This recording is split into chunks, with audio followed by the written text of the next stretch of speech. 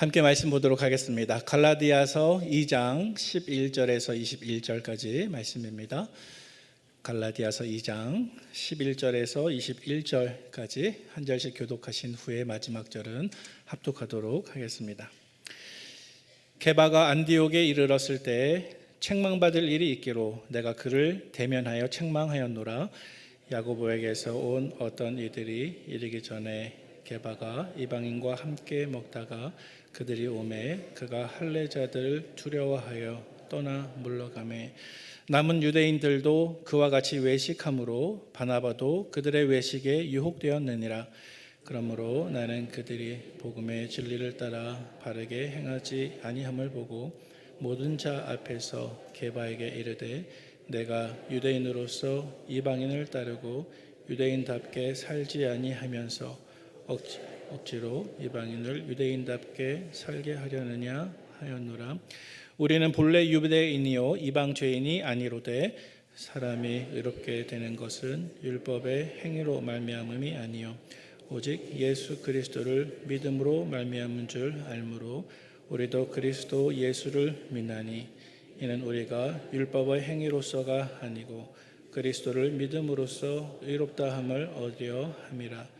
율법의 행위로서는 의롭다함을 얻을 육체가 없느니라.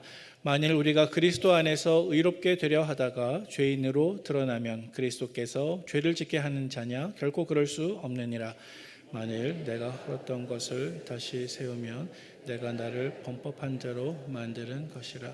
내가 율법으로 말미암아 율법에 대하여 죽었나니 이는 하나님에 대하여 살려 함이라. 내가 그리스도와 함께 십자가에 못 박혔나니 그런즉 이제는 내가 사는 것이 아니요 오직 내 안에 그리스도께서 사시는 것이라. 이제 내가 육체 가운데 사는 것은 나를 사랑하사 나를 위하여 자기 자신을 버리신 하나님의 아들을 믿는 믿음 안에서 사는 것이라. 함께 읽겠습니다.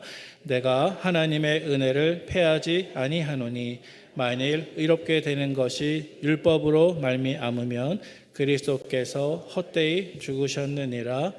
아멘. 6월 첫째 주 주일입니다.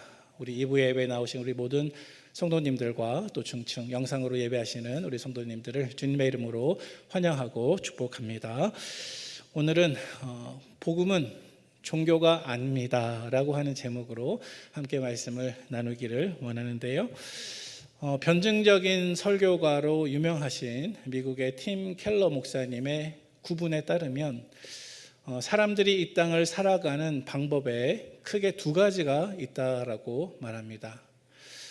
그 두 가지 방법 중에 첫 번째는 우리 사람이 자기 자신의 구원을 위해서 오직 자기 자신의 노력만을 의지하면서 살아가는 방법입니다. 또 두 번째 방법은 우리 사람이 자기 자신의 구원을 얻기 위해서 오직 하나님만을 의지하면서 살아가는 방법입니다. 자, 우리 자막으로 한번 다시 확인해 보도록 하겠습니다. 첫 번째로는 우리의 구원을 위해서 하나님만 의지하며 사는 삶. 또 두 번째로는 우리의 구원을 위해서 나 자신의 노력을 의지하며 사는 삶. 여러분, 이렇게 두 가지 삶을 구분해 놓고 보았을 때 무엇이 다른지 잘 이해가 되시겠습니까? 조금 더 설명을 보충해 보도록 하겠습니다. 팀 켈러 목사님의 설명에 따르면 먼저 이 두 가지 방법 중에 첫 번째 방법, 우리의 구원을 위해서 하나님만 의지하며 사는 삶을 가리켜서 복음적인 삶이라고 정의 내리고 있습니다. 또 두 번째로 우리 인간이 자기의 구원을 위해서 나 자신의 노력만을 의지하면서 살아가는 삶을 팀 켈러 목사님은 종교적인 삶이라고 규정하고 있습니다. 자, 따라서 이렇게 두 가지 삶 가운데 여러분, 이 세상 더 많은 사람들이 선택하고 있는 삶의 방법은 어떤 삶의 방법이라고 생각하세요? 아마도 이 두 가지 방법 중에서 두 번째인 종교적인 삶이 아마 이 땅의 대다수의 사람들이 자기의 구원을 위해서 선택하는 삶이라고 생각이 됩니다. 여러분, 이 종교적인 삶은 어떻게 살아가는 삶의 모습을 뜻하는 것일까요? 아마도 내가 옳다고 느끼는 그 삶의 방식대로 자기의 구원을 위해서 끊임없이 애쓰고 노력하는 그런 모습이라고 우리가 생각할 수가 있겠는데요. 구체적으로 이야기한다고 한다면 아마도 이러한 종교적인 삶의 방법 속에는 온갖 종류의 고행, 수행, 명상, 또 계명을 지키는 것, 또 신에게 제물을 바치는 것, 또 심지어는 자기의 몸을 순교의 제물로 바치는 것, 금식하는 것 등등 여러 가지 내용들이 해당이 될 것입니다. 여러분, 이 땅을 살아가는 수많은 사람들이 있고 또 저마다 다른 종교들을 가지고 있으나 이렇게 복음적인 삶이 아니라 종교적인 삶의 방식으로 살아가는 사람들이 가지고 있는 생각의 공통점들이 있습니다. 제가 몇 가지를 말씀을 드리겠습니다. 종교적인 삶을 선택하는 사람들이 가지고 있는 공통적인 생각 가운데 첫 번째로는 인간의 구원은 스스로 무엇인가 해야만 구원을 받는다는 생각입니다. 또 두 번째 생각은 인간의 구원은 반드시 자기 자신의 노력, 자기 자신의 공로가 있어야만 구원을 받는다라는 생각입니다. 또 세 번째로는 이렇게 인간이 자기 자신의 노력, 자기 자신의 공로를 끊임없이 쌓아가다가 보면은 언젠가는 신이 나를 도와줄 것을 희망할 수 있다는 생각입니다. 하지만 네 번째로 대개는 신이 나를 도와주기 전에 내가 먼저 반드시 무엇을 해야만 내가 구원을 받을 수 있다라고 믿는 이러한 생각의 전제들이 종교적인 삶의 방식을 택하는 사람들의 생각 가운데 깊이 깔려져 있습니다. 자, 그런데요, 여러분, 저와 여러분들이 믿는 우리 기독교 신앙, 또 성경에서 계시된 우리 복음은 결코 이러한 의미에서 종교가 아닙니다. 여러분, 종교는 인간이 자기 스스로의 행위를 통하여서 구원에 이르게 하기 위한 길임의 반면에 우리 기독교 신앙은 하나님이 우리의 구원을 위해서 행하신 그 큰 일을 내가 믿음으로, 다시 말해서 내 자신의 행위가 아니라 하나님이 하신 그 일을 믿음으로 구원받는다고 하는 것이 저와 여러분들이 믿고 있는 복음인 줄로 믿으시기를 바랍니다. 따라서 여러분, 복음은 이러한 구별을 따라갈 때 결코 종교가 아니라는 사실을 기억하면 좋겠습니다. 자, 여러분, 지금까지 저희들이 두 가지 삶의 길에 대해서 이야기를 했습니다. 복음적인 삶의 길, 또 종교적인 삶의 길. 자, 그런데 사실 팀 켈러 목사님의 설명에 따르면 이것 말고도 제3의 길이 있다고 말합니다. 여러분, 종교적인 삶도 아니고 복음적인 삶도 아니고 제3의 길은 어떤 길일까요? 팀 켈러 목사님은 설명하기를 그것은 비종교적인 삶이라고 정의 내립니다. 그래서 비종교적인 삶을 살아가는 사람들에게는 종교도 없고 복음도 없습니다. 그래서 이러한 세 가지 삶의 방식 중에서 종교적인 삶과 또 비종교적인 삶 두 가지를 놓고 한번 비교해 보면 이 두 가지는 서로 다르다고 하는 것이 금방 구분이 가능합니다. 종교적인 삶을 살아가는 사람들에게는 최소한 자기가 믿는 종교가 있고 또 내 영혼 구원에 대한 관심이 있습니다. 하지만 비종교적인 삶을 살아가는 사람들에게는 종교도 없고 또 내 영혼 구원에 대한 아무런 관심도 없습니다. 그렇죠? 자, 따라서 이 세 가지 삶의 방식 가운데 적어도 종교적인 삶의 방식 그리고 비종교적인 삶의 방식을 사는 사람들을 구분해내는 것은 참 쉽습니다. 자, 그런데 여기에 한 가지 문제가 있습니다. 한 가지 문제는 무엇이냐면 이렇게 종교적인 삶과 비종교적인 삶을 구분해내기는 쉽지만 안타깝게도 우리가 앞서서 살펴본 복음적인 삶과 종교적인 삶, 이 두 가지를 비교해 놓고 구분해 볼 때 어떤 의미에서 이 구분이 쉽지 않을 때가 있다라는 사실입니다. 여러분, 지금까지 우리가 어떤 것이 다른지 설명을 했지 않았습니까? 오직 하나님만 의지하고 또 인간의 노력만을 의지해서 구원을 받는 길이 각각의 정의라고 이야기했음에도 불구하고 왜 이렇게 특별히 복음적인 삶과 또 종교적인 삶, 이 두 가지의 구분이 쉽지 않다고 이야기를 해야 할까요? 그것은 우리 교회 안에 우리 성도님들의 모습을 살펴보면 알 수가 있습니다. 여러분, 저는 이전에 사역했던 교회에서 전도팀을 맡아서 힘써 전도를 했던 적이 있습니다.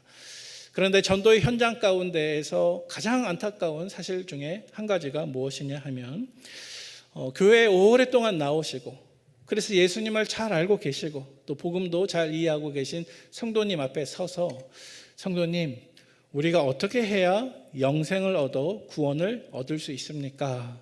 라고 질문을 던졌을 때 그 성도님이 대답하시기를 목사님, 우리가 구원받는 방법은 착한 일을 많이 하고 선행을 해야만 구원을 받습니다. 라고 대답하는 사람들이 생각보다 많이 계시다는 거예요. 그리고 이렇게 대답하시는 분들의 이어지는 대답이 있습니다. 이렇게 대답하시는 분들의 약 8, 90%는 이어서 어떤 대답을 하시냐 하면 그런데요 목사님, 저는 구원받기에 충분할 만큼 착한 일을 하지도 못했고 또 선행을 쌓지도 못했어요. 그래서 제가 정말 구원받을지 구원받지 못할지는 죽어봐야 알겠습니다. 라고 대답하시는 분들이 상당수 우리 교회 안에 있다는 사실입니다. 여러분, 교회 생활을 통해서 오랫동안 믿고 또 복음을 전해 들었지만 어쩌면 이렇게 생각하는 성도님들의 그 깊은 생각 가운데에는 복음적인 삶에 대한 생각보다는 그저 이 세상의 영향력이 그대로 들어와서 종교적인 삶으로, 종교적인 관점으로 내 구원에 대해서 생각하는 경우가 더러 생기는 것 같습니다. 자, 사랑하는 우리 성도 여러분, 여러분들은 어떻습니까? 여러분들은 여러분 자신의 영혼의 구원을 위해서 오직 하나님만 의지하는 복음적인 신앙을 가지고 계십니까? 네, 오늘 본문 가운데에 사도 바울이 우리들에게 이러한 중요한 차이점들에 대해서 계속 이야기를 하고 있습니다. 자, 오늘 본문으로 들어가기를 원하는데요. 오늘 본문의 배경이 되는 갈라디아서 1장, 2장 말씀을 잠깐 묵상해 보도록 하겠습니다. 오늘 우리가 갈라디아서 2장 말씀을 읽었습니다마는 그 앞부분에 나오는 1장과 2장 초반부 말씀이 오늘 이야기의 배경이 되고 있습니다. 그리고 그 내용을 한번 살펴보면 크게 두 가지 사건이 기록되어 있습니다. 첫 번째로는 사도 바울이 예루살렘을 방문했던 사건들이 기록이 되어 있고, 또 두 번째로는 사도 베드로가 안디옥을 방문했던 사건이 갈라디아 1장 또 2장 말씀에 차례대로 기록되어 있습니다. 사실 사도 바울은 예루살렘에서 베드로를 만나기 위해서 예루살렘을 방문한 것이고요. 또 사도 베드로는 안디옥에서 사도 바울을 만나기 위해서 안디옥을 방문했는데 우리 말씀을 통해서 같이 다시 한번 확인해 보겠습니다. 우리 갈라디아서 1장 18절 말씀 같이 읽습니다. 시작. 그 후 3년 만에 내가 게바를 방문하려고 예루살렘에 올라가서 그와 함께 15일을 머무는 동안, 우리 1장 18절 말씀에 보니까 사도 바울이 그 후 3년 만에, 다시 말해서 다메섹 도상에서 회심한 이후 3년 만에 그가 예루살렘에 가서 게바가 누구입니까? 베드로죠. 사도 베드로를 방문했다는 사실을 기록하고 있는데 하반절 말씀에 보니까 그와 함께 15일을 머물렀습니다. 그리고 이어지는 말씀에 보면 이때 사도 바울은 베드로와 또 예수님의 형제인 야고보를 만나고 돌아옵니다. 사실 회심한 지 3년쯤 지났지만 이때까지만 해도 사도들은 사도 바울에 대해서 생각하기를 이 사람은 교회를 핍박하고 박해하는 사람이지 하면서 사도 바울을 만나기를 두려워하고 주저했습니다. 그런데 이때 바나바가 중간에 소개를 해주고 다리를 놓아서 이제 예루살렘에 있었던 사도들과 교제한 것입니다. 자, 두 번째 방문이 있습니다. 갈라디아서 2장 1절 말씀입니다. 같이 읽습니다. 14년 후에 내가 바나바와 함께 디도를 데리고 다시 예루살렘에 올라갔나니. 두 번째 방문인데요. 첫 번째 방문 이후 14년이 지났습니다. 14년 만에 예루살렘을 방문한 것입니다. 이때 14년 만에 예루살렘을 방문한 목적이 있는데, 그것은 사도 바울이 이방인의 사도로 부름받아 복음을 전했는데, 그 이방인들에게 전한 복음을 예루살렘에 있는 사도들에게 확인받기 위해서 이 두 번째 방문이 있게 되었습니다. 자, 그런데 말씀의 중간쯤에 보시면 이때 사도 바울과 동행했던 한 사람이 있습니다. 그것은 디도라고 하는 헬라인이었습니다. 디도는 유대인 출신이 아니라 헬라인 출신입니다. 그래서 이 디도는 모세 율법이나 구약의 어떤 할례와 같은 것들을 전혀 지키지 않았습니다. 하지만 어느 순간 복음을 들었고 그리스도인이 된 것이죠. 자, 그런데 특별히 사도 바울이 이 두 번째 방문에 디도를 데려갔다는 이야기를 기록한 목적이 있습니다. 이유가 있습니다. 그것은 무엇이냐면, 비록 이방인 출신이었지만 이제 교회의 지도자가 된 이 디도가 예루살렘에 방문했을 때 예루살렘에 있었던 유대인 출신 그 사도들이 디도에 대해서 디도, 이제 그리스도인이 되었으니 구약의 율법을 따라서 우리처럼 할례를 받아야 되지 않겠는가 라고 절대로 한마디도 하지 않았다는 거예요. 다시 말해서 디도는 그저 이방인의 배경으로서 그리스도인이 되었는데, 이 디도에게 예루살렘에 있는 사도들이 할례를 받을 것을 권하지 않습니다. 할례 없이도 그리스도인이 되는데 아무런 문제가 없다라고 판단을 한 것입니다. 그래서 이 이야기가 기록된 것이 중요한 것입니다. 자, 이제 두 번째로 오늘 본문의 배경이 되는 두 번째 방문인데요. 그것은 사도 베드로가 안디옥을 방문한 것입니다. 오늘 본문에 해당이 되죠. 우리 11절 말씀 같이 읽습니다. 게바가 안디옥에 이르렀을 때에 책망받을 일이 있기로 내가 그를 대면하여 책망하였노라. 아멘. 자, 조금 전에 우리는 사도 바울이 예루살렘에 있는 베드로를 만나기 위해서 두 번 방문한 것을 이야기를 들었습니다. 자, 이제 반대로 예루살렘에 있었던 베드로가 안디옥에 있는 사도 바울을 만나기 위해서 안디옥으로 찾아온 이야기가 갈라디아 2장 11절 말씀에 기록되어 있습니다. 여러분, 안디옥 교회가 어떤 교회인가요? 이 안디옥 교회는 예루살렘 지경을 넘어서 그리스 지역, 다시 말해서 이방인 땅에 세워진 교회입니다. 이 안디옥 교회의 목회자가 누구였냐 하면 바로 바나바였습니다. 예루살렘에 있었던 사도들이 이방인 땅에 교회가 세워졌다는 이야기를 듣고 바나바를 파송해서 그곳을 목회하게 했는데요. 이곳에서 바나바는 사도 바울이 회심한 이후에 다소에 있었던 이 사도 바울을 안디옥에 불러냅니다. 그리고 이곳에서 1년 동안 함께 있으면서 바나바가 사도 바울을 가르치기도 했습니다. 자, 그런데 이 안디옥은 이방인 땅에 세워진 교회이기 때문에 성도들의 구성에 한 가지 특징이 있었습니다. 예루살렘에 있는 그리스도인 혹은 초대교회 성도들은 거진 다 유대인 출신들입니다. 그렇지 않겠습니까? 예루살렘이니까요.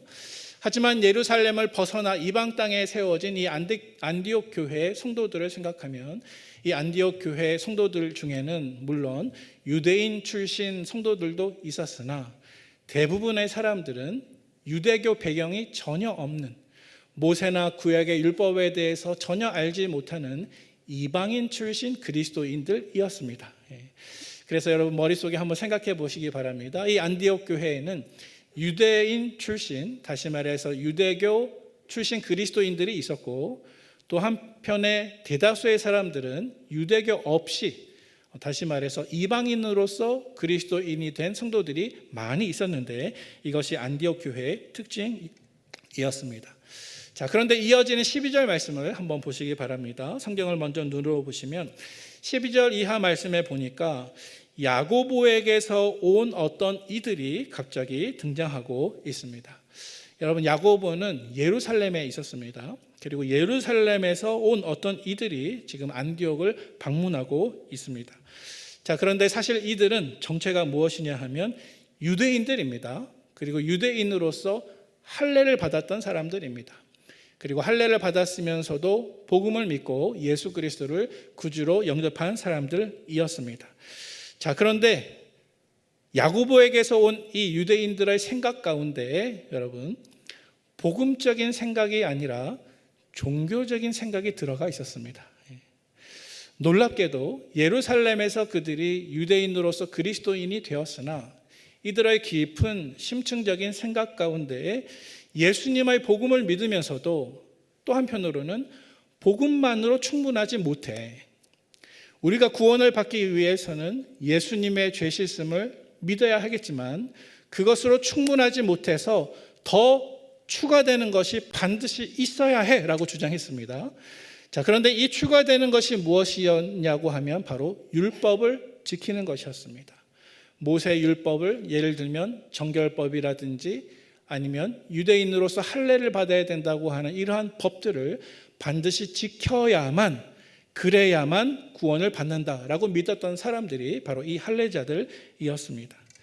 자, 그래서 이렇게 사도 바울은 예루살렘에서 방문한 할례자들의 이러한 잘못된 생각에 대해서 사실 우리가 조금 이따가 살펴보겠지만 오늘 본문 속에서 강력하게 주장합니다. 아니다. 다른 무엇인가 더 있어야 되는 것이 결코 아니다. 예수님께서 우리를 위해서 행하신 그 일을 믿는 믿음만으로 충분하다. 우리가 그 믿음만으로 충분하며 구원을 얻는 방법은 오직 믿음과 하나님의 은혜뿐이다. 이것을 오늘 본문에서 주장하고 있는데요. 이렇게 서로 달라진 두 가지 입장에 대해서 다시 한번 우리 자막으로 정리하고 넘어가도록 하겠습니다. 우리 자막을 살펴보시면 두 가지 입장이 있습니다. 먼저 사도 바울의 구원에 대한 이해는 복음적인 삶의 방법입니다. 하지만 비록 예루살렘에서 예수를 믿었지만 예수를 믿는 것만으로는 불충분해서 무엇인가 더 있어야 된다라고 믿었던 이 할례자들의 구원에 대한 이해는 여러분 종교적인 삶의 방법이라고 우리가 구분할 수가 있습니다. 자, 그리고 여기서 한 발 더 나아가 보도록 하겠습니다. 자, 이렇게 두 가지 다른 입장이 있는데, 자, 이 두 가지 다른 입장을 우리 삶 속에서 구원 이후에 일어나는 변화에 연결을 해서 다시 한번 신학적으로 정리해 보면 이렇게 정리할 수가 있습니다. 우리 화면을 한번 보여주시기를 바랍니다. 자, 먼저 사도 바울이 이야기하고 있는 복음적인 삶의 구원과 구원받은 이후의 삶에 대한 부분입니다. 모두 세 가지 단계가 있는데요. 여러분 잘 따라오시기 바랍니다. 먼저 첫 번째로는 무엇입니까? 믿음입니다. 두 번째로는 무엇입니까? 구원입니다. 세 번째는 무엇입니까? 순종입니다. 그래서 무슨 뜻이냐면 주 예수 그리스도를 믿습니다. 첫 번째 단계입니다. 자, 그러면 믿는 즉시로 그 사람은 두 번째 구원을 받습니다. 사도 바울이 전하고 있는 복음입니다. 믿으면 믿는 즉시로 구원을 받습니다. 자, 그 다음에 세 번째는 무엇입니까? 순종이죠.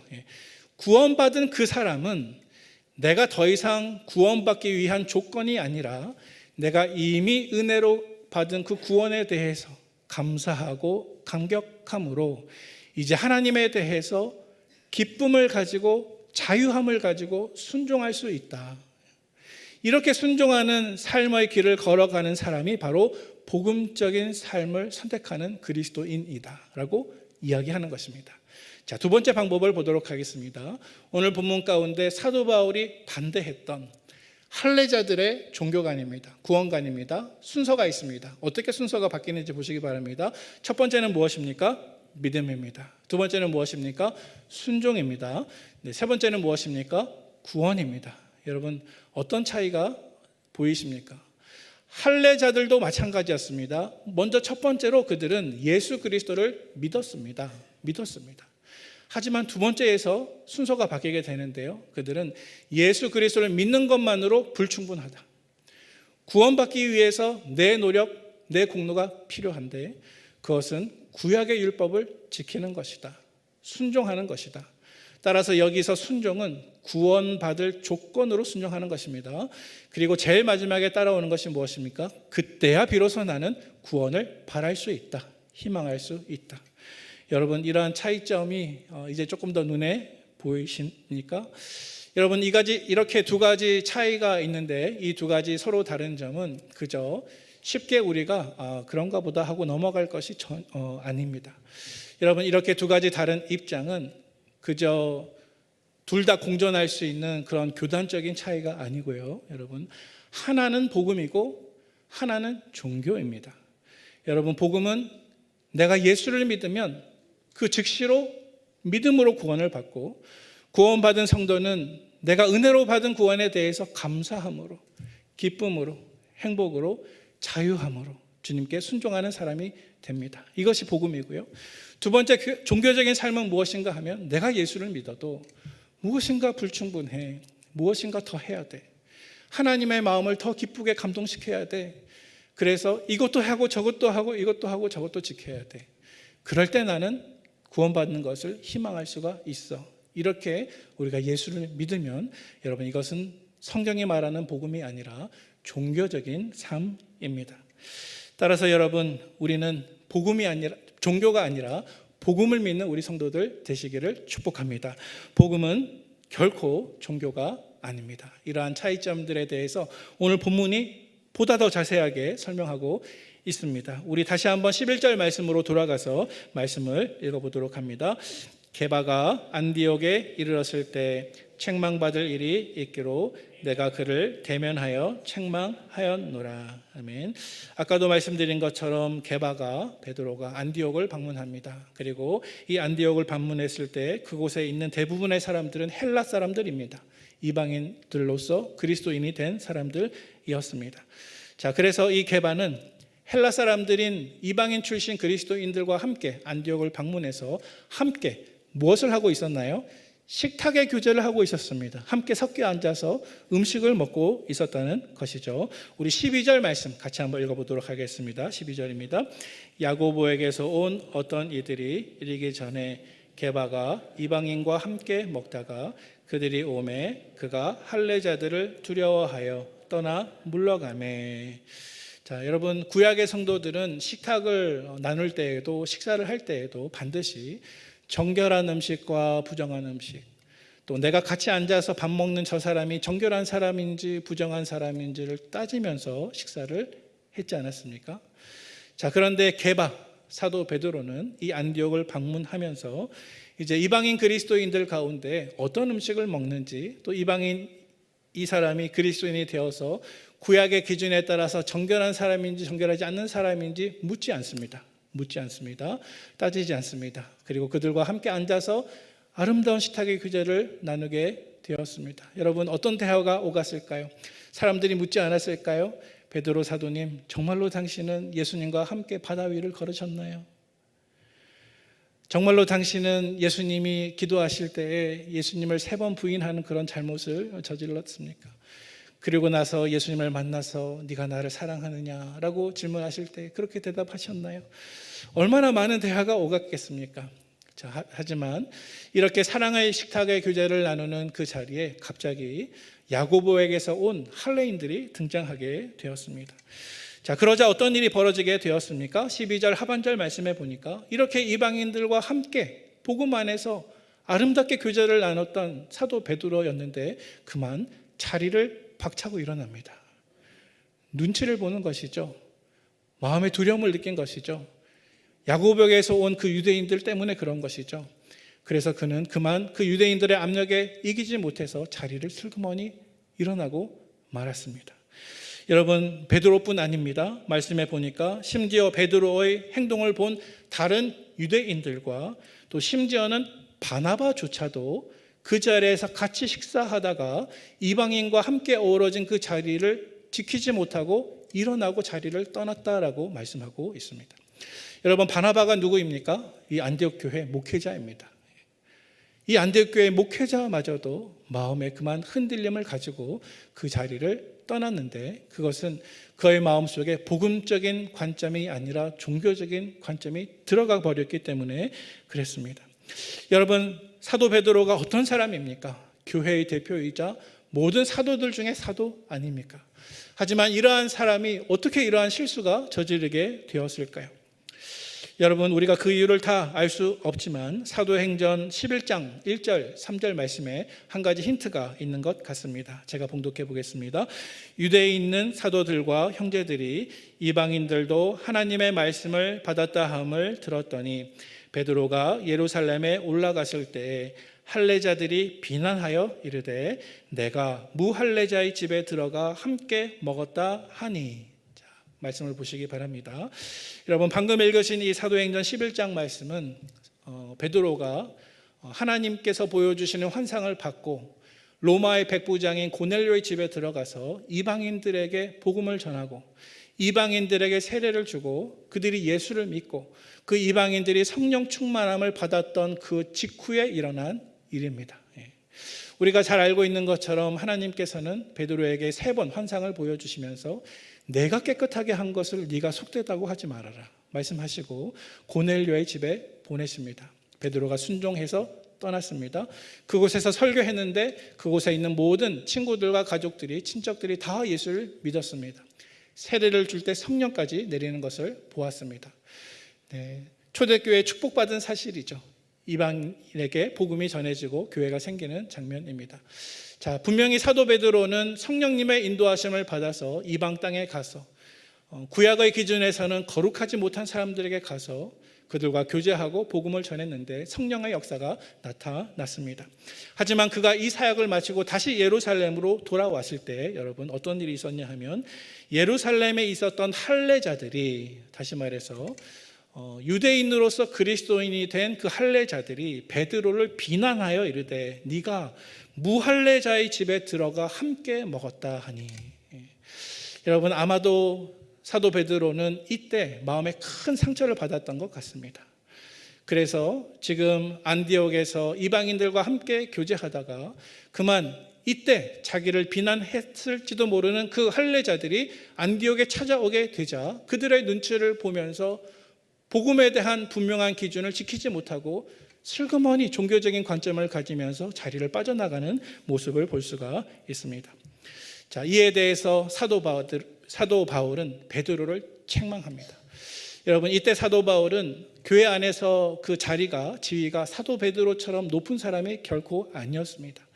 그 교회에서 초대교회에서 가장 지도자의 위치에 있는 사람이 베드로고 바울은 이제 얼마 전에 지도자가 된 사람이지 않습니까?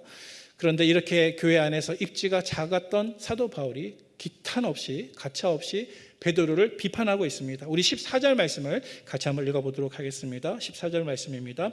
그러므로 나는 그들이 복음의 진리를 따라 바르게 행하지 아니함을 보고 모든 자 앞에서 게바에게 이르되 네가 유대인으로서 이방인을 따르고 유대인답게 살지 아니하면서 어찌하여 억지로 이방인을 유대인답게 살게 하려느냐 하였노라. 아멘. 자, 이 말이 무슨 뜻일까요? 말씀 중간쯤에 보면 사도 바울이 베드로를 책망하면서 네가 유대인으로서 이방인을 따르고 유대인답게 살지 아니하면서라는 구절이 있습니다. 여러분 이것은 베드로에 대해서 책망하는 말씀이 아니고 베드로가 처음에는 올바른 복음의 기준에 따라서 행했다는 것을 지적하는 것입니다. 당신이 유대인이지만 올바른 복음적인 관점을 가지고 구약의 기준에서 거룩하지 않다고 생각되는 이 이방인 사람들에게도 믿음이 있으므로 그들을 인정하고 함께 교제하는 자리에 같이 앉아 있었는데 어찌하여 그 마음이 변하여서 억지로 이방인을 유대인답게 살게 하려느냐 하였노라. 다시 말해서 어찌하여 야고보에게서 온 그 할례자들의 영향을 받아서 이 안디옥에 있는 그리스도인들에게 할례를 받아야 구원을 받는다, 모세의 율법을 더 지켜야 구원을 받는다고 하는 잘못된 관점을 가지도록 오해하는 상황을 만들어 버렸느냐라고 책망하는 것입니다. 여러분 이어서 사도 바울은 오직 복음은 은혜요 오직 복음은 믿음이라는 사실을 우리 16절 말씀 속에서 선포하고 있는데요. 여러분 이 16절 말씀은 오늘 본문 가운데 가장 핵심이 되는 말씀이라 생각할 수가 있습니다. 우리 같이 한번 읽어보도록 하겠습니다. 시작. 사람이 의롭게 되는 것은 율법의 행위로 말미암음이 아니요 오직 예수 그리스도를 믿음으로 말미암는 줄 알므로 우리도 그리스도 예수를 믿나니 이는 우리가 율법의 행위로서가 아니고 그리스도를 믿음으로써 의롭다 함을 얻으려 함이라. 율법의 행위로서는 의롭다 함을 얻을 육체가 없느니라. 아멘. 자, 여러분 무슨 뜻입니까? 할례를 받은 유대인들이나 할례를 받지 못한 이방인들이나 하나님과 내가 올바른 관계, 즉 구원을 얻는 방법은 단 한 개밖에 없다. 그 한 가지 방법은 무엇이냐 하면 우리의 행위가 아니라 내 노력이 아니라 내 공로와 자격이 아니라 오직 예수 그리스도를 믿음으로만 가능하다라는 것입니다. 16절 말씀에 보면 여러분 의롭다 의롭다 의롭다라고 하는 단어가 3번이 반복이 되는데 그 의롭게 하심을 받는 오직 한 가지 방법은 예수 그리스도를 믿음으로라고 선포하고 있습니다. 다시 말해서 저와 여러분들이 하나님 앞에서 의롭다 하심을 받는 방법, 하나님 앞에서 구원 얻을 수 있는 유일한 방법은 오직 예수 그리스도를 믿음으로 충분한 것입니다.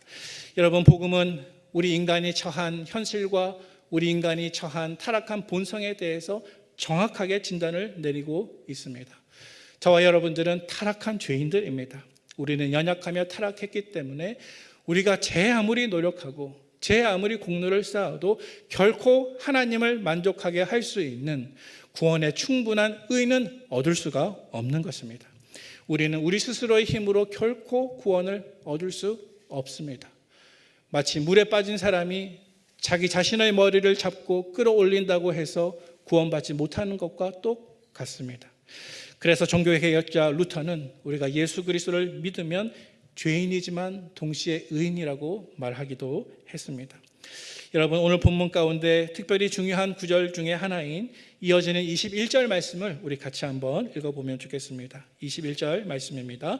내가 하나님의 은혜를 패하지 아니하노니 만일 의롭게 되는 것이 율법으로 말미암으면 그리스도께서 헛되이 죽으셨느니라. 아멘. 자, 여러분, 우리는 결코 율법을 지킴으로 인해서 계명을 순종함으로 인해서 구원받을 수 없습니다. 왜냐하면 방금 읽은 말씀에 기록되어 있는 것처럼 내가 하나님의 은혜를 패하지 아니하노니, 오직 우리가 구원받을 수 있는 한 가지 방법은 하나님의 은혜라고 오늘 상반절 말씀에 기록하고 있기 때문에 그렇습니다. 여러분, 은혜가 무엇입니까? 여러분, 은혜가 어떤 뜻을 가지고 있습니까? 은혜는 값없이 주는 선물이라고 하는 뜻을 가지고 있습니다. 여러분, 내가 만약 순종을 통해서 율법을 지킴으로써 구원을 얻는다고 한다면 여러분, 그것은 내가 마치 전기를 사용하면서 전기세를 지불하는 것과 꼭 같습니다. 여러분, 가정에서 전기가 없으면 얼마나 힘이 드십니까? 하지만 내가 전기세를 지불하면 그 지불한 대가로 전기가 옵니다. 그리고 내가 편의를 누릴 수가 있습니다. 하지만 이것은 결코 은혜라는 말을 사용할 수 없습니다. 여러분, 은혜가 무엇입니까? 은혜는 정말로 무조건적으로 아무런 조건 없이 값없이 우리에게 거저주는 것이 은혜인데요. 쉽게 생각하면 이 땅에 있는 모든 생명체가 육신의 생명을 유지하는 데 꼭 필요한 3가지 사실들이 있습니다. 햇빛, 물, 공기입니다. 여러분, 한번 생각해 보시기 바랍니다. 지구상에서 살아가는 모든 생명체가 살기 위해서 꼭 필요한 것은 햇빛, 물, 공기입니다. 어느 것 하나라도 없으면 생명체가 유지될 수가 없습니다. 그런데 여러분, 생명체를 유지하기 위해서 꼭 필요한 것인데 여러분들 중에서 햇빛 돈 주고 사신 분 계십니까? 공기 돈 주고 사시거나 물론 생수가 있긴 하지만요. 우리 기본적인 이 지구상에 있는 물 돈 주고 사신 분 계십니까? 없죠. 거저 받았습니다. 값없이 하나님께서 우리를 위해서 주신 것이죠. 그런데 하나님께서는 이 땅의 생명을 위해서 이렇게 물, 공기, 햇빛을 거저 주실 뿐 아니라 저와 여러분들의 영혼을 위해서도 우리에게 반드시 있어야 하는 영생을 값없이 은혜로 주신 줄로 믿으시기를 바랍니다. 바로 예수 그리스도를 통해서 우리에게 선물로 주신 것입니다. 우리 에베소서 2장 8절 9절 말씀 같이 읽습니다. 시작. 너희는 그 은혜에 의하여 믿음으로 말미암아 구원을 받았으니 이것은 너희에게서 난 것이 아니요 하나님의 선물이라. 행위에서 난 것이 아니니 이는 누구든지 자랑하지 못하게 함이라. 아멘. 여러분, 분명하지 않습니까? 복음은 무엇입니까? 우리에게 값없이 주시는 하나님의 은혜를 우리가 믿음으로 구원받을 때 그것이 복음입니다. 행위에서 난 것이 아니니 그랬습니다. 저와 여러분들이 아무리 노력하고 공로를 쌓고 아무리 업적을 자격을 위해서 노력한다 할지라도 그것을 통해서 구원받을 사람은 이 땅에 단 한 사람도 없음을 기억하시기를 바랍니다. 우리 20절 말씀을 함께 읽도록 하겠습니다. 20절 말씀입니다. 내가 그리스도와 함께 십자가에 못 박혔나니 그런즉 이제는 내가 사는 것이 아니요 오직 내 안에 그리스도께서 사시는 것이라. 이제 내가 육체 가운데 사는 것은 나를 사랑하사 나를 위하여 자기 자신을 버리신 하나님의 아들을 믿는 믿음 안에서 사는 것이라. 아멘. 여러분, 우리가 구원받는 방법은 오직 믿음, 오직 복음, 오직 하나님의 은혜라고 말했는데 구체적으로 그것이 어떻게 가능한가요? 20절 말씀이 설명하고 있습니다. 내가 그리스도와 함께 십자가에 못 박혔나니. 분명히 죄는 내가 지었는데 하나님의 아들이 고통을 대신 받으십니다. 분명히 내가 죄를 지었는데 그 형벌을 하나님의 아들 그리스도께서 대신 받아 십자가에서 죽어 주셨습니다. 그리고 이것을 믿는 사람은 어떤 사람입니까? 이것을 믿는 사람은 나도 저 십자가 위에서 예수 그리스도와 함께 죽었고 이제는 내 안에 사는 것은 더 이상 내가 아니요 예수 그리스도께서 내 안에 사시는 것이라 라고 고백하는 이 사람이 바로 복음을 믿는 사람이요 하나님의 은혜를 의지하는 사람이요 또 믿음을 가진 사람인 줄로 믿으시기를 바랍니다. 사랑하는 성도 여러분, 종교가 아니라 복음으로 살아가기를 축복합니다. 이제 말씀을 정리하도록 하겠습니다. 여러분, 우리가 어떻게 살아야 하겠습니까? 우리가 교회에서 신앙생활을 하고 예수를 믿으면서 어떻게 살아야 할까요? 하나님은 저와 여러분들을 종교가 아니라 복음의 길로 부르셨습니다. 할례자의 길이 아니라 사도 바울의 길로 부르신 것입니다. 여러분, 복음의 삶을 살아가는 모든 성도들에게는 모든 것이 하나님의 은혜입니다. 나의 공로는 하나도 없습니다. 하나님이 나에게 주신 무조건적인 사랑을 내가 선물로 전적으로 받아 누릴 뿐입니다. 하지만 종교적인 삶을 선택하는 그 사람에게는 구원의 자격을 날마다 내가 스스로 만들어내야 하는 의무가 부과가 될 것입니다. 하나님의 은혜가 아니라 내 자격으로 스스로 구원을 얻는 길을 선택했기 때문에 그랬습니다. 여러분, 복음적인 삶을 선택한 그 사람은 내가 하나님께 사랑받기 위해서 노력하지 않아도 괜찮습니다. 믿으면 구원받는 것입니다. 만약에 우리가 교회 생활을 하면서도 복음적인 관점이 아니라 종교적으로 신앙생활을 하고자 한다면 여러분, 그 사람은 하나님께 사랑받기 위해서, 인정받기 위해서, 구원받기 위해서 끊임없이 노력해야 됩니다. 끊임없이 노력해야 됩니다. 어떨 때는 그것이 나에게 부담감이 될 것입니다. 어떨 때는 그렇게 행하고 있는 나 자신을 보면 실망스럽기 짝이 없을 것입니다. 왜냐하면 늘 부족하기 때문에 그렇습니다. 정죄감에 빠집니다. 믿음 생활이 행복하고 기쁘고 자유로운 것이 아니라 부담입니다. 짐입니다. 고통입니다. 하지만 복음적인 삶을 선택하는 그 사람은 언제나 어디서나 예수님 안에서 행복할 줄로 믿으시기를 바랍니다. 왜냐하면 예수님께서 이미 나를 받아주셨습니다. 나는 이미 예수님 안에 있습니다. 내가 아무리 부족하고 아무리 실패해도 예수님의 의가 내 안에 있는 이상 나는 그것으로 충분합니다. 나는 이미 구원받았습니다. 그러므로 이제 나는 하나님과 나와 평안한 관계를 맺는 가운데 언제나 기뻐할 수 있습니다. 언제나 당당할 수 있습니다. 내가 부족해도 그렇습니다. 그리고 이후로 내가 살아가는 모든 신앙생활은 감사함으로 조건 없이 나에게 베풀어 주신 주님의 은혜가 너무나 기뻐서 율법에 매이고 구원받기 위한 조건으로서 순종하는 것이 아니라 이제는 기쁨과 찬송 가운데 순종할 수 있는 그리스도인의 삶이 되는 것입니다. 사랑하는 우리 북문의 성도 여러분, 이러한 복음적인 삶을 살지 않으시겠습니까? 여러분, 구원받는 데 있어서 종교적인 관점을 가지고 율법적으로 신앙생활을 하면 나 자신에 대해서 실망할 뿐 아니라 다른 사람을 바라보면서도 끊임없이 정죄하고 나는 이렇게 공로를 세우고 노력하고 있는데 너는 왜 이렇게 자격에 미달이야 하면서 정죄하는 삶에 빠지기도 합니다. 우리의 구원을 위해서 오직 은혜, 우리의 구원을 위해서 오직 예수 그리스도, 우리의 구원을 위해서 오직 믿음을 허락하신 이 하나님의 복음을 부여잡고 이 세상 관점에 흔들리지 말고 할례자들의 종교적인 관점에 무너지지 말고 종교적인 관점이 아니라 복음적인 삶을 삶으로써 하나님께 영광 돌릴 수 있는 우리 북문의 성도들 다 되시기를 주님의 이름으로 축원을 드립니다. 함께 기도하겠습니다. 아버지 하나님, 감사합니다. 자격 없고 부족한 저희들을 사랑하시고 예수님을 통해서 믿음으로 구원받게 하심을 감사합니다. 우리가 오랫동안 신앙생활 해오고 있으나 어쩌면 우리 삶 속에 율법적인 종교적인 관점이 몰래 들어와서 신앙생활이 버겁고 힘들고 근심이 되고 의무감과 부담감에 행복하지 않은 우리 성도들이 있다고 한다면 아버지 하나님, 오늘부로 새로운 관점, 새로운 기준을 가질 수 있도록 축복하여 주시옵소서.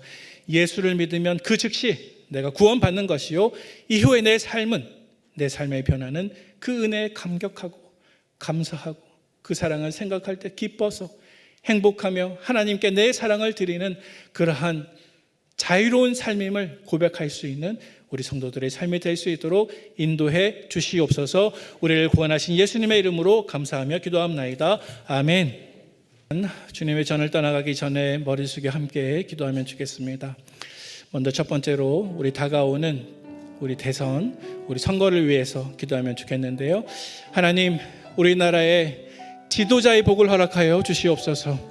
하나님을 두려워하며 교회를 존중하며 또 국민들을 섬길 수 있는 올바른 지도자가 선출될 수 있도록 도와달라고 우리가 기도하면 좋겠고, 또 마지막 두 번째로 오늘 들으신 말씀을 놓고 한번 기도하면 좋겠습니다. 하나님, 이제부터 제가 신앙생활을 할 때에 올바른 복음적인 삶을 살기를 원하오니 믿음만으로 충분한 것을 확신할 수 있도록 인도해 주시고, 또 내가 믿을 때에 구원받은 은혜를 찬송하며 이제는 부담감이 아니라 짐이 아니라 마지못해서가 아니라 행복과 자유와 기쁨과 찬송 가운데 우리의 신앙생활, 우리의 순종을 주님께 올려드리게 해달라고 이 시간 다 함께 2, 3분 동안 간절하게 기도하겠습니다. 아버지 하나님, 감사드립니다. 저희들에게 오늘 귀한 주일을 허락하시고 아버지 하나님 예배케 하심을 감사합니다. 아버지 하나님, 우리의 마음을 주관하여 주시옵소서. 특별히 우리나라를 사랑해 주시는 줄로 믿습니다. 아버지 하나님, 긍휼히 여겨주시고 도와주셔서 이번 다가오는 대선이 아버지 하나님께서 원하시는 지도자, 하나님께서 기뻐하시는 지도자가 선출될 수 있는 기회가 될 수 있도록 인도하여 주옵소서. 우리 사회 곳곳에 아버지 하나님 흔들리고 아버지 하나님 불안하고 아버지 하나님 염려가 되는 많은 것들이 아버지 하나님 이번 대선을 통하여 올바른 지도자가 선출됨으로 인하여서 아버지 하나님 이제는 해결되고 이제는 좋은 시절이 올 수 있도록 인도하여 주시고, 아버지 하나님 우리 모든 선거 과정 가운데 하나님께서 붙들어 주시고, 아버지 하나님 무엇보다도 하나님의 마음에 가장 합한 사람이 되기 위하여 기도하는 우리 교인들 될 수 있도록 붙잡아 주옵소서. 아버지 하나님 복음적인 삶 살기를 원하오니 주님 도와주시옵소서. 주님 도와주옵소서. 성령님 도와주옵소서. 우리에게 주님 앞에 순종하는 우리의 삶이 기쁨이 되게 하여 주시고 행복이 되게 하여 주시고, 부족해도 나 자신을 받아들이게 하여 주시고 복음을 믿으며 당당하게 하여 주시고, 아버지 하나님 예수를 믿는 삶이 행복하게 하여 주시며, 아버지 하나님 다른 사람들을 정죄하거나 나 자신을 정죄하지 말게 하여 주셔서 율법이 아니요 더 이상 무엇을 노력함이 아니라 믿음만으로 오직 은혜로 아버지 하나님 구원받을 확신할 수 있는 우리의 삶이 될 수 있도록 역사하여 주시옵소서. 이제는 우리 구주 예수 그리스도의 은혜와 하나님 아버지의 사랑과 성령님의 교통하심이 오직 성경, 오직 은혜, 오직 믿음, 오직 예수 그리스도, 오직 하나님의 은혜를 의지하여 구원받는 것을 확신하는 가운데에 기쁨과 행복과 자유로 신앙생활을 하기를 다짐하는 사랑하는 우리 북문교회 모든 성도들 머리 위에 지금부터 영원토록 함께 있을지어다. 아멘.